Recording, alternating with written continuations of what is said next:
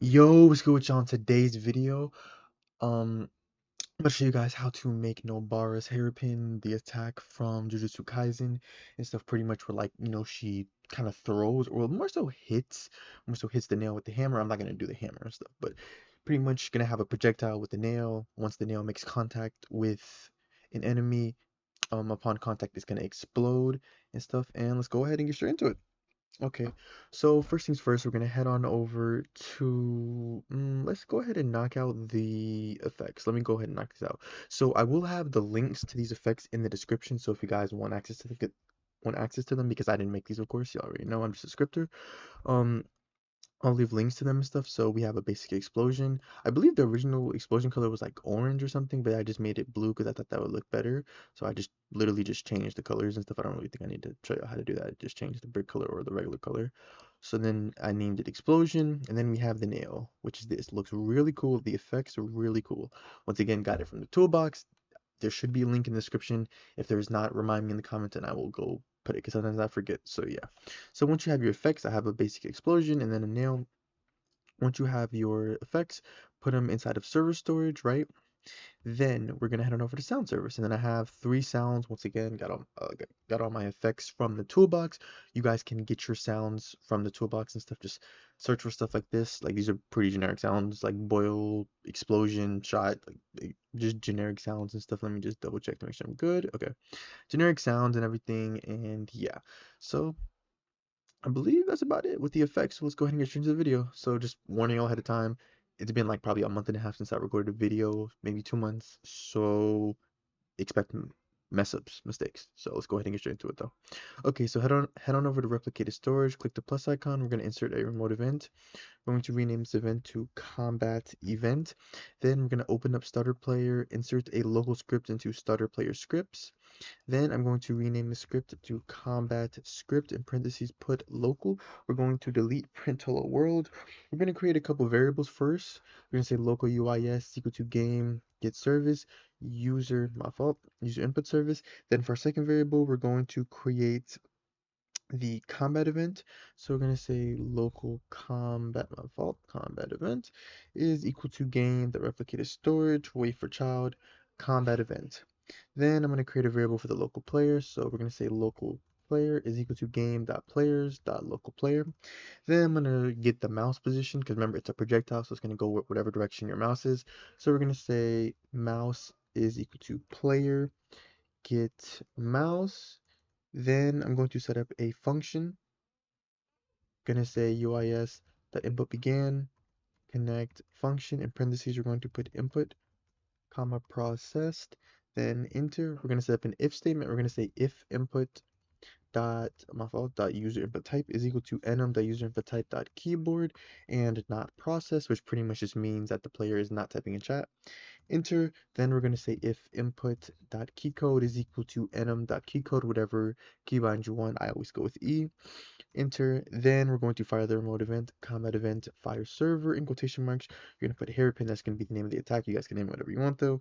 And then we're also going to send over the mouse position. So mouse dot hit dot position. Gonna send over the vector 3 coordinates. And then now we can move on to the server script.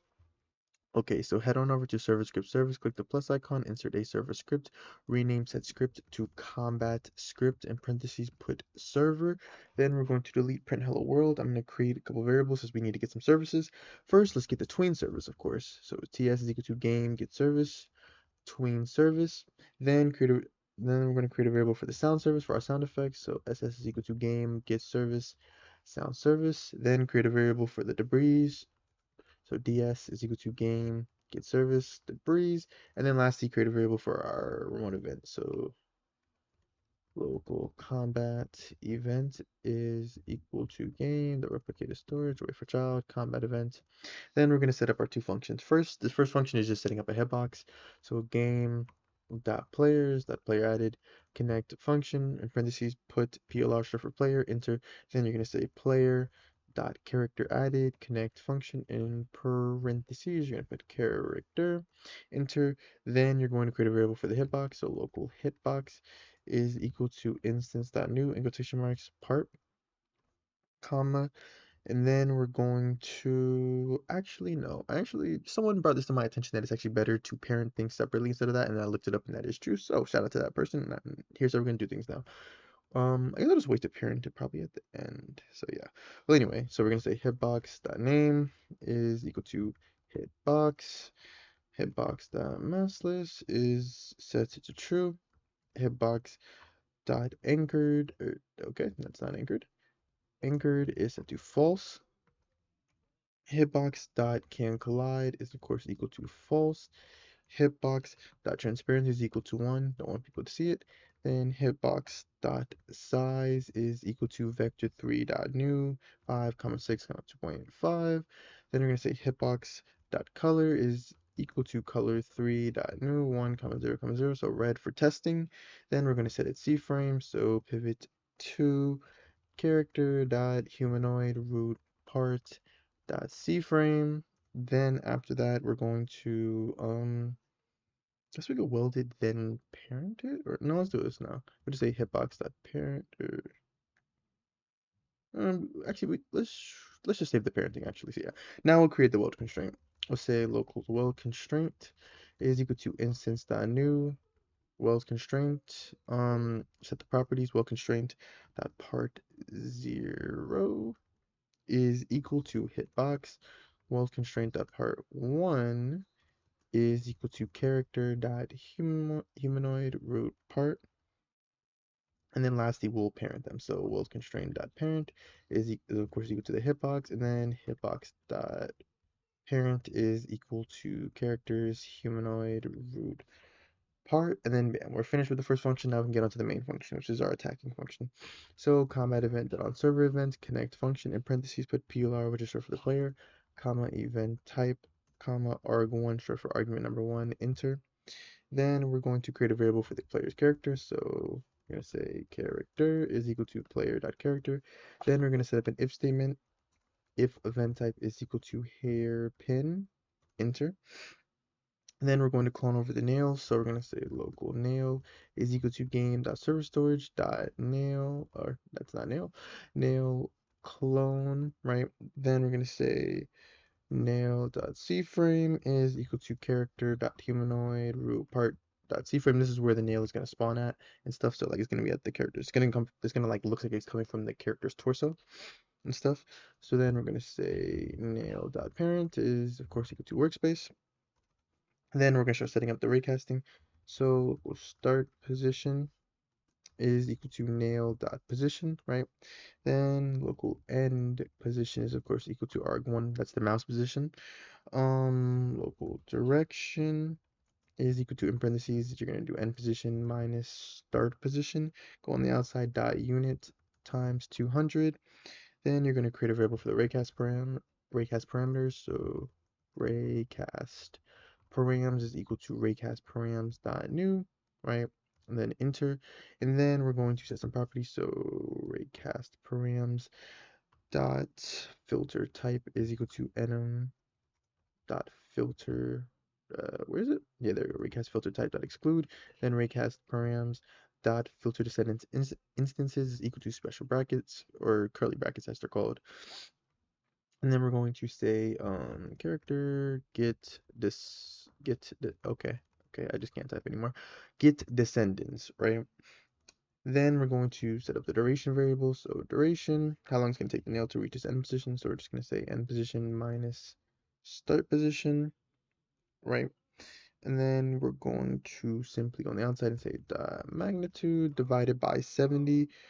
You can adjust this number to adjust the speed and stuff like that. I forgot which way it goes. Either decrease it for faster, increase for slower, or that might be backwards. Anyway, just play around with the number, and then you'll see the speed will change if you're interested in making it go faster or slower. Then we'll set up the tween. So nail tween is equal to ts cre wait, why isn't it what? I feel like I did something wrong. Yeah, that's what it was. Extra E. There we go. So make sure you didn't do that. But yeah. So okay, if it wants to work, there we go. Okay. What in the why is it what? Smooth damp. Bro, what? Tween. Tween service. what in, I'm so like I am so confused right now. Why isn't it TS see, I tried to tell y'all. There would be mistakes. Anyway, nail, comma. I literally forgot. I forgot. I'm over here trying to say ts dot nail or colon nail. Anyway, info dot new. Of course, we're gonna put the duration here, comma.